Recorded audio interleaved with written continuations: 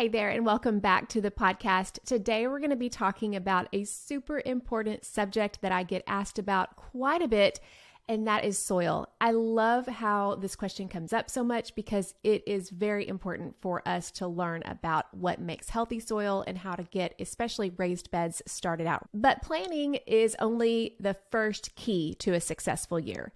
The second is all about the soil. Soil is so important that we're actually dedicating 2 episodes to it. Both are going to be talking about raised beds because so many of you have told me that you grow in raised beds. Growing in raised beds is my favorite, but a lot of this can apply to containers and in-ground soil as well, especially when it comes to the nutrition that the soil needs. But specifically, we're going to be talking about raised beds. In this week's episode, I'm speaking to either brand new gardeners who want to grow in raised beds or to those of us who are adding new raised beds to our gardens and we want to get our new plants started out right. I say that because every year it seems like I'm adding a raised bed. So every year I'm having to go back to the table and think, what am I going to fill my raised beds with this year? So let's chat about how to fill those raised beds today. There's no way around it. Soil can be expensive in raised beds.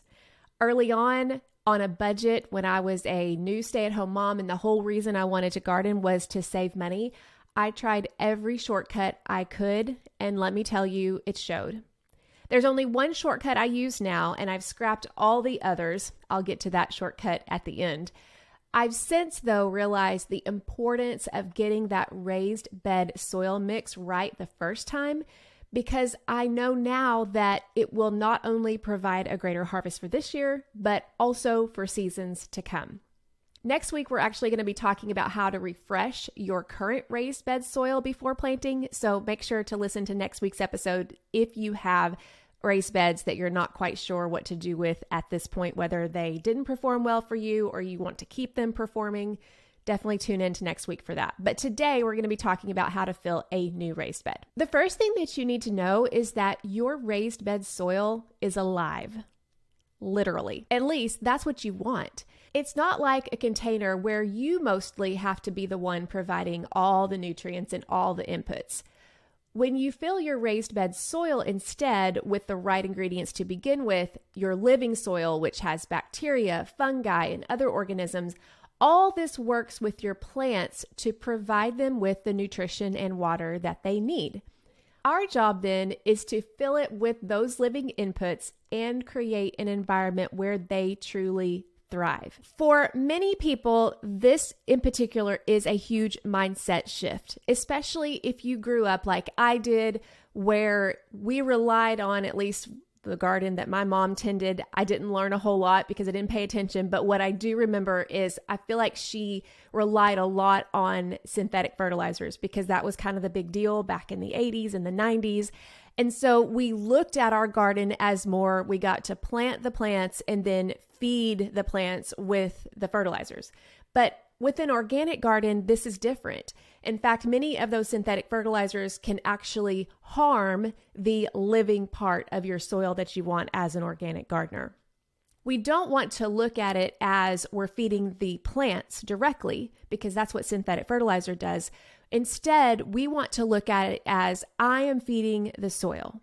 And the soil is going to do its thing the way it was created to do, and it is going to feed the plants. It's going to feed the plants what the plants need at the right time in a scientific and almost artistic way that I'm not sure any of us fully comprehends, even the experts, because the more they dive into it, the more they see, wow, this is incredible. This is not a matter of just put this input in and see this result. It is a complex web, a complex ecosystem. But the good news is that because it doesn't all depend on us, then all we have to do is feed it what it wants and it kind of takes care of itself.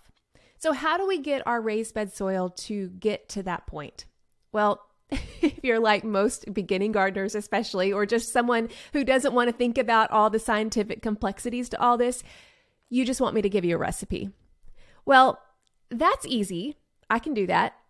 But it's also not so easy, because there's lots of different ways to fill your raised bed, and lots of them are right and will work perfectly fine. I will tell you a little bit later how I fill my raised beds, But I don't want to only tell you how I do it because truthfully, different gardeners do it in different ways. Sometimes this comes down to their preferences. Often, though, it has to do with what materials that they have on hand or that are available locally. It can also depend on how many beds you're filling, because that can get expensive and that may dictate what you end up filling your raised beds with. I'm going to give you some options today, but before I do, trust me, I'm going to get there. I'm going to give you some recipes here. Before I get there, let me share with you the main components of most raised bed soil mixes that most gardeners use, because after you get those two components dialed in and you know that you need these two things, as you'll be able to see as I share the recipes with you, some other components you can add and they can be mixed and matched somewhat. But the main two that most raised bed soil mixes include are comprised of topsoil and compost. That's at least the minimum. And frankly, many times I have filled my raised beds with just that and really not a whole lot else. So those are the minimum. Let's talk then about topsoil, because that's a question you may be asking. Okay, what is topsoil? Is it what I buy in a bag? Is it what I get out of my yard? Yes, it could be either of those.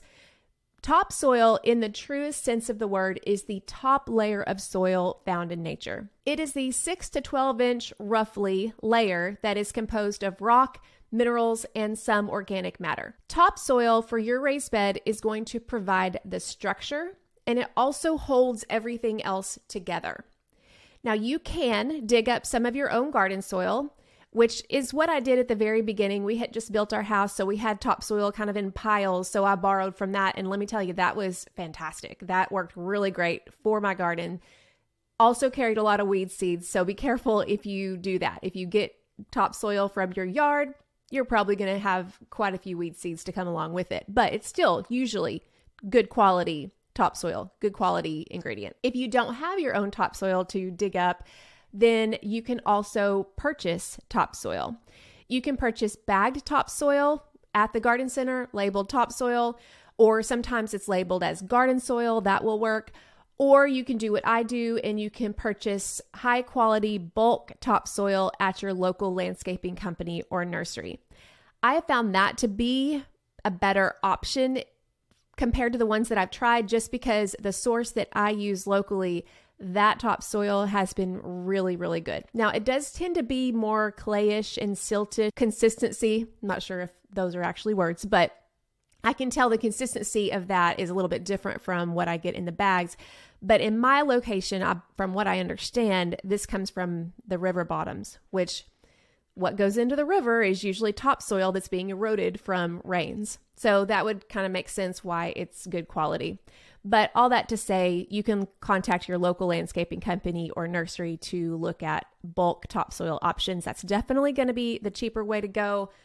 The problem with that is you have to find a way to get it to your property, either by paying for delivery or going with your own truck or trailer. And sometimes that can be something that not everybody has access to or wants to do. So if you don't have that, or you're not building enough raised beds to make the bulk purchase worth it, then look for a high quality topsoil at your local nursery or garden center. And I say high quality, the mistake that I made when I was a beginning gardener is I just chose the cheapest bag I could find.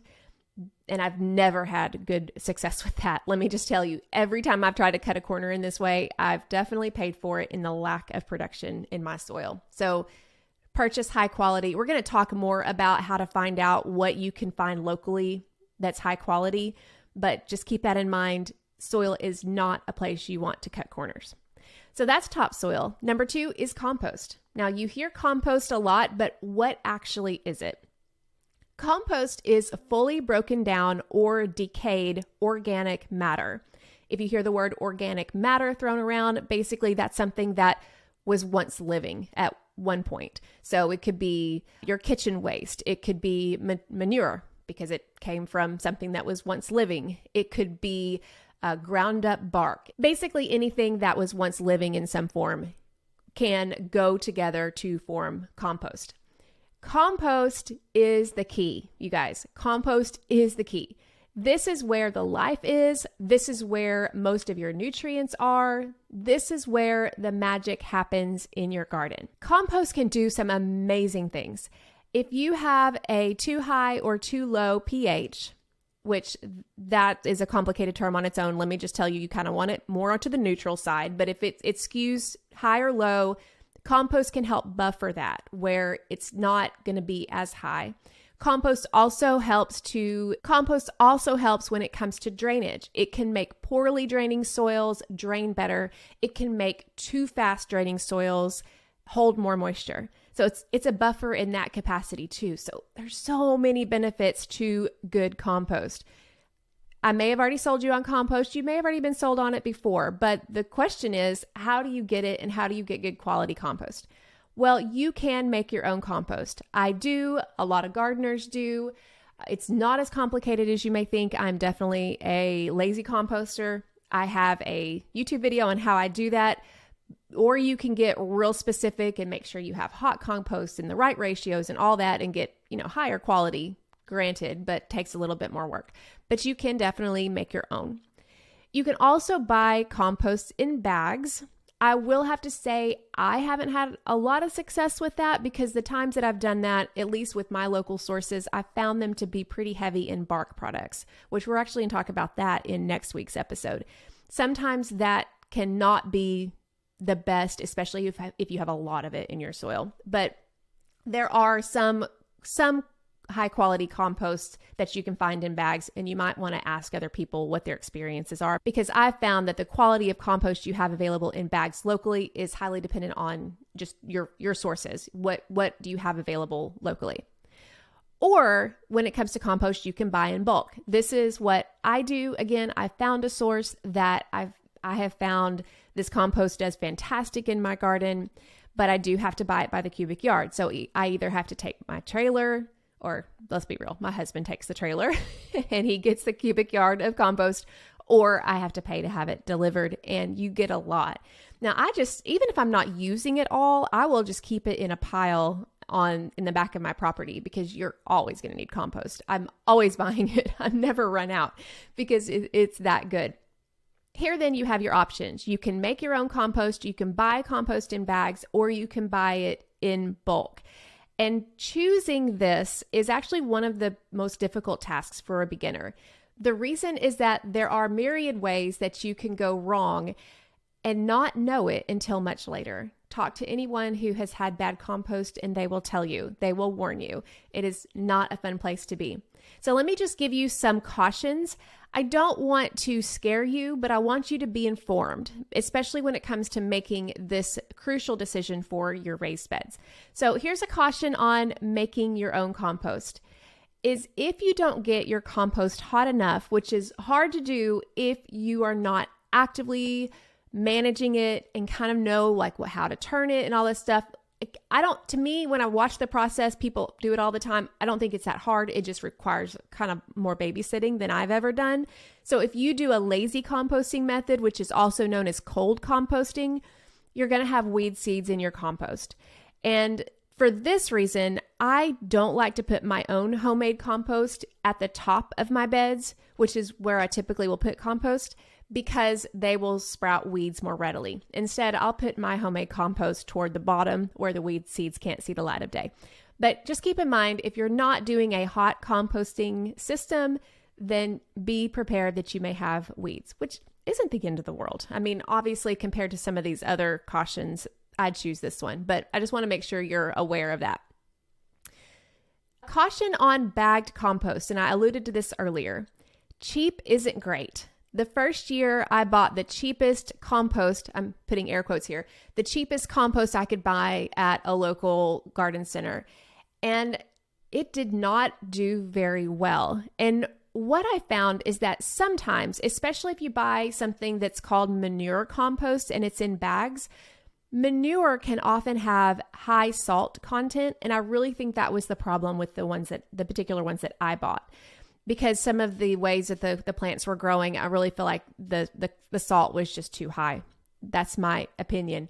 But some compost, like I said before, you buy, it may have a lot of bark content. And you can tell when you're running your hands through it if it has a lot of bark content, you can tell that that's what was used to make the compost. And that's not a bad thing. That's still organic matter. But if that bark content has not been fully broken down entirely, it will take nitrogen from your soil in order to break down. Now, eventually it will break down. Eventually it's not going to keep robbing nitrogen. But that first year, if that bark content has not been broken down completely, then you may find your plant suffering for lack of nitrogen because it's still trying to continue to break down. I've definitely had that happen, and I hear that happening a lot. So that would be another caution with cheap compost. And if you find that you buy a bag and you get it home and you're like, man, this is a lot of bark content, then I would recommend that you do something to balance it. Buy something else that doesn't have the bark content.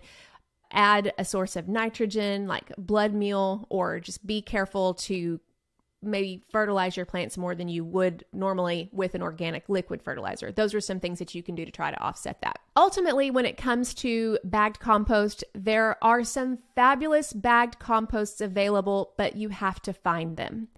Keep in mind that ultimately you get what you pay for. So that would be a big clue for me. How cheap is this bagged compost versus how expensive it is? I'm not saying that's a perfect system, but I would say that would be the first cue that I would take. But before you pony up on the most expensive bagged compost you can find, I would recommend that you ask people locally. What do they suggest? That's something that I know a lot of people that maybe listen to this podcast and they live close to me. They live in Arkansas and they will message me, where do you get yours? And so that's something that you want to ask around. If you know a gardener locally, ask them, and they're an organic gardener, ask them, where do you buy your compost? Where do you buy your topsoil? Because most likely they will have already had experience in years past that can tell you this is high quality or this is not. I will say that the bagged compost that I hear the best things about is one that I don't have available locally. I think it's only available in certain parts of the country, but it's called Soil Cubed. Soil number 3 is the end. So Soil Cubed, I've heard great things about that. So if you live in a location where you can buy that, I believe they ship, but check the price, because last time I checked the price on shipping, it wasn't worth it for me because I already had a compost source that I could get cheaper and not have to ship it. But all that to say, that might be one that you might consider. But we also have a caution on buying in bulk. Now, just because I found a source that has always performed well over the last several years that I've used it, doesn't mean that all bulk compost sources are going to be created equal. The concern with buying compost in bulk is that you don't know exactly what was used as far as the inputs. If they use any kind of manures, especially horse manures are notorious for this, then this compost could be laced with a chemical called aminopyralid or other herbicides that can poison your garden. I've had this happen with using hay in my garden, and as my dad always used to say, hay is for horses, right? So keep that in mind. Be careful with horse manure. Now, but that doesn't mean that horses are the only ones. The tainted cattle manure could occur as well, just depending on what the animals were fed. So if you're buying in bulk, make sure if you're buying something that does have manure as part of it, ask some questions. What did they eat? I know that might be a hard thing to do research on, but just be cautious.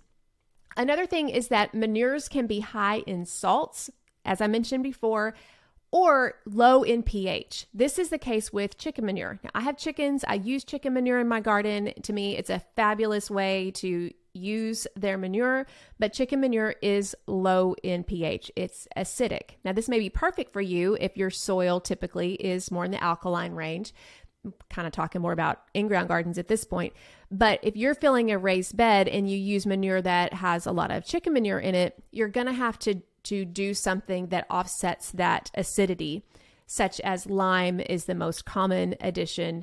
But there are things that can help to offset that. But still, I would be careful not to use a whole lot of it because too low of a pH can hurt your plants as well. If you buy from a compost facility or a landscaping company, often they will have reports available for you because they will do regular testing of their compost. Now, If a local compost facility does this, they are usually very proud of it and they'll often make it available to you, sometimes online. Ask them if you can't find it on their website because, like I said, if they're getting this compost tested regularly, they want you to know about it.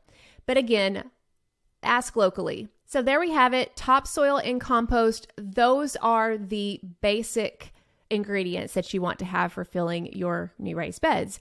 But what about ratios? How much of each do you use? And then do you add anything else besides topsoil and compost? Let's talk about that. Now, this is where you're going to get different perspectives from different gardeners. I have tried lots of different things. I actually one year did a side-by-side test of 3 different raised bed soil mixes. I've got a blog post on that gives you the results. And it's really kind of fun to test. But what I want to do is I'm going to share with you what I do, or what I've done in the past. And then I'm also going to share with you some other gardeners that also have fantastic raised beds. And I'm going to share with you what they have done in their garden so you can have some options. So for me, what I have done in the past several years is, besides filling the bottom with something different, which I'm going to go over that in a minute, I'll fill the bottom with organic matter. We'll return to that. But as far as like the top half, the top 6-12 inches or so of my raised bed, I like to do about a 50-50 mix of topsoil and compost.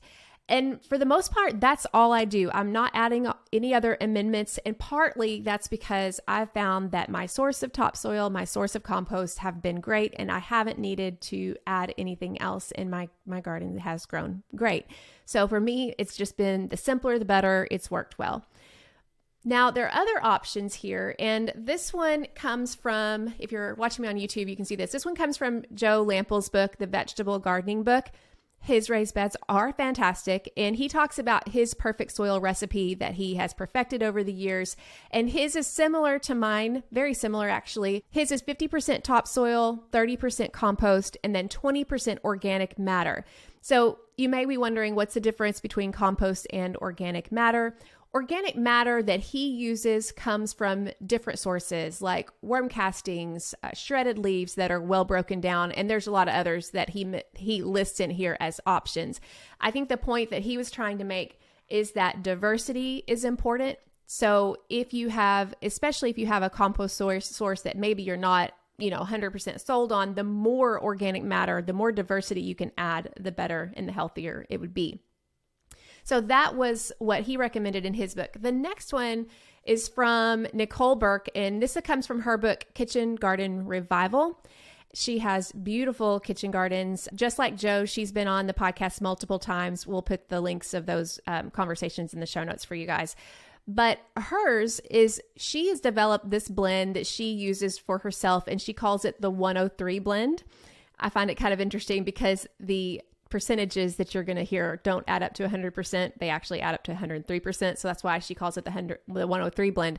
But she uses 33% topsoil, 33% compost, 33% coarse sand, and 4% bonus material like worm castings or aged manure. So she actually uses sand in her gardens. I'm not sure if she does this because a lot of times her kitchen gardens are a lot taller. And I don't know if that's why, like, the drainage is really important, having a little bit taller. I could be, completely wrong, but this mixture for her has definitely worked out well. The next one is from Gary Pilarczyk in his book, The Modern Homestead Garden. Again, I have a podcast episode where I interviewed him about this book, and he has quite a few different recipes in this book. So if you're interested, he has several options. The one that I pulled out because I liked what he had to say about it, and this is especially if you don't have sources for bulk ingredients, this would be one that you might consider.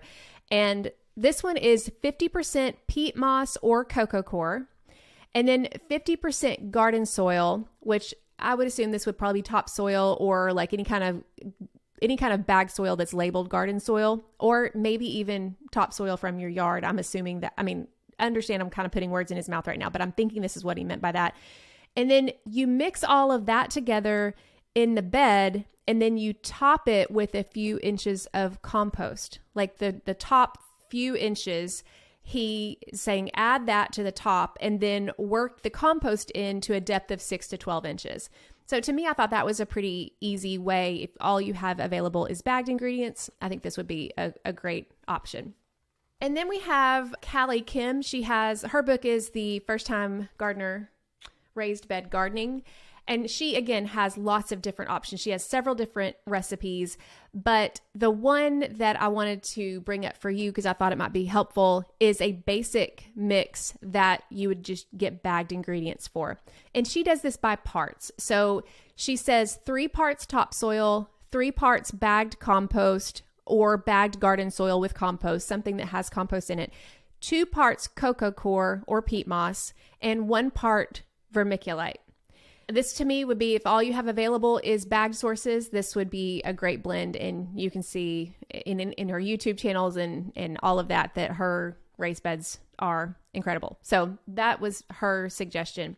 Then we've got the all new Square Foot Garden book by Mel Bartholomew. This is really popular because it's square foot gardening. But what most people don't realize when they think about square foot gardening is that this really depends on his particular soil blend. And his is the only one that doesn't have any kind of topsoil or garden soil. I actually did test this in my side-by-side testing a few years ago, and it did great. So this one is 1/3 peat moss, 1/3 vermiculite, and 1/3 compost.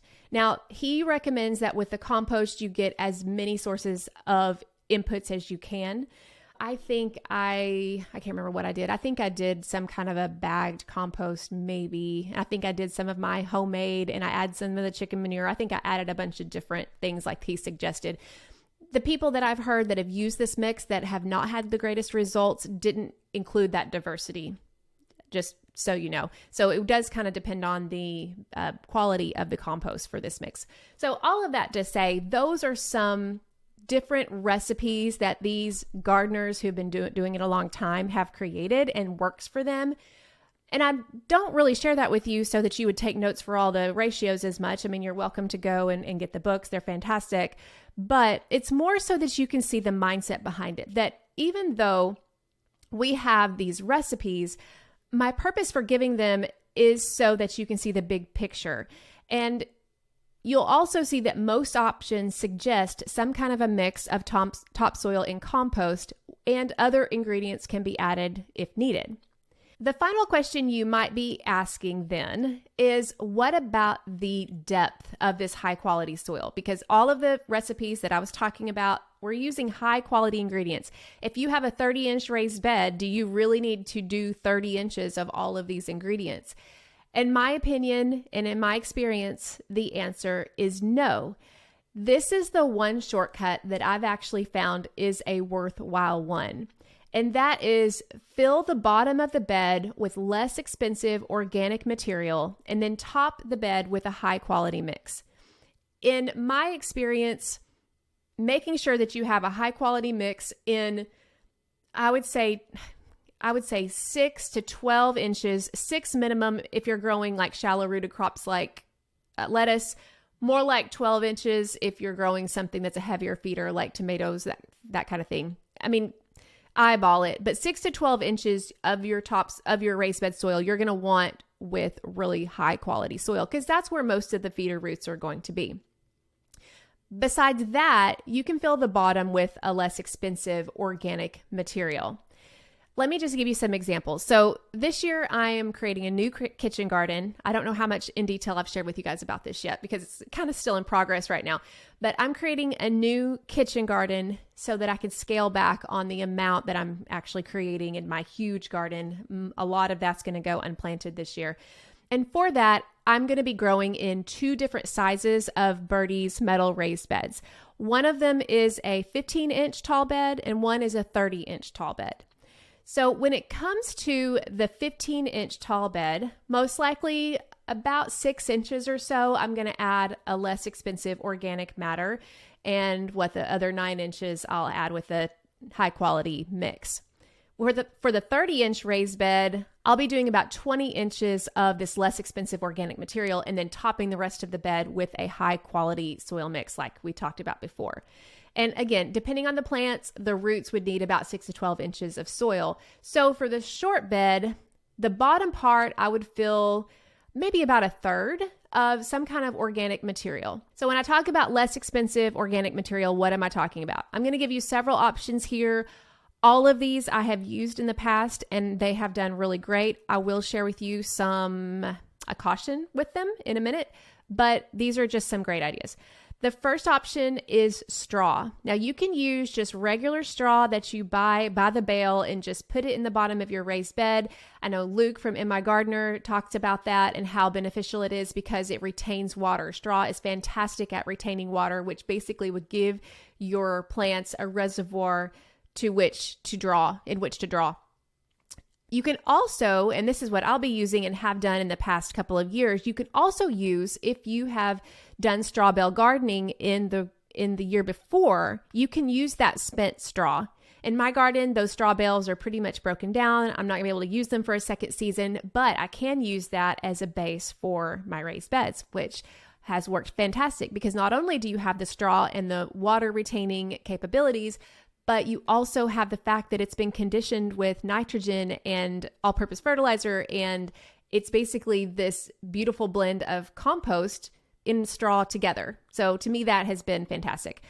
You can also use shredded leaves at the bottom, which is another great way to use organic matter, and it retains water really well. And anytime I've ever used shredded leaves, I've found that it's excellent for soil texture. And soil texture is really important when it comes to drainage and when it comes to the roots being able to access the nutrients in the soil. So shredded leaves is a fabulous idea. You can also use any kind of sticks, prunings, pine cones, anything lying around your yard like I have. I have a lot of pine trees, so I'll put my pine cones and anything that's fallen, put those at the bottom. If you're pruning any trees or bushes like blueberry bushes, put those at the bottom. You can also add any logs. So if you have any logs from a downed tree, you can add them at the very bottom. I would not put them too far up to the top because as those logs break down, they will need nitrogen to break down. So you don't want them too far up to tie up that nitrogen. It'll take them a long time to break down. So I would put them at the very bottom. If you have homemade compost and it hasn't been completely broken down, I know I just put a bunch of like leaf matter and stems and corn stalks and all that stuff at the end of my garden season last year. All that's in a pile and it has not broken down over the winter. That is fantastic to put at the bottom because basically you're putting compost that still is starting to break down. And as it breaks down, it's going to continue feeding your raised bed soil. Once then you fill for however high you want to with that less expensive material. One thing I haven't done in the past that I want to do this year is water it first because watering will help it kind of settle a little bit. And you want those materials to settle as much as possible before you add the soil because all of this is going to settle. You may fill your raised bed up to the top and then a week later you find that you've got 6 inches that it's settled. That's completely normal. Watering between each layer can help with that because it'll help it settle. And if possible, if you can do this, I recommend that you fill your bed a couple of weeks before you plan to plant. Actually, the longer the better. One time I filled mine in November when I didn't plant until the spring. And that worked out really well because it gave that time to settle. And then I could add another layer of compost right before I planted. So anytime that you fill the bottom with a less expensive type of organic matter that has some bulk to it, like any of the examples that I've given, be prepared that over time, completely natural process of composting, it's going to settle down. For that reason, I would avoid planting any kind of perennial herbs like rosemary, oregano, anything like that, or strawberries in a bed that you fill this way. And you can do it, people do it, but it never fails. Every year somebody tells me they did this and then they don't know what to do because now their strawberry plants are 6 inches below the top. That's completely normal, but it's not good because they're not getting the sunlight that they need. And then it's really hard to add to bring it back up, right? Especially with perennial herbs, that's a mistake that I made. And then I went ahead and put my rosemary in a container, but it just kept dropping. So if you plan on doing strawberries or any kind of perennial plants, I would recommend to fill the whole thing with soil because it's not going to settle as much as if you put some of these other things at the bottom. So keep that in mind. I hope that this has given you a good start on ways that you can fill your raised bed and some good options. But like I said before, filling your raised beds can be expensive, and a lot of times it depends on how much you need and where you source your ingredients. So if you want a little bit more guidance and a couple of these recipes sent to you, we have a raised bed soil for any budget guide.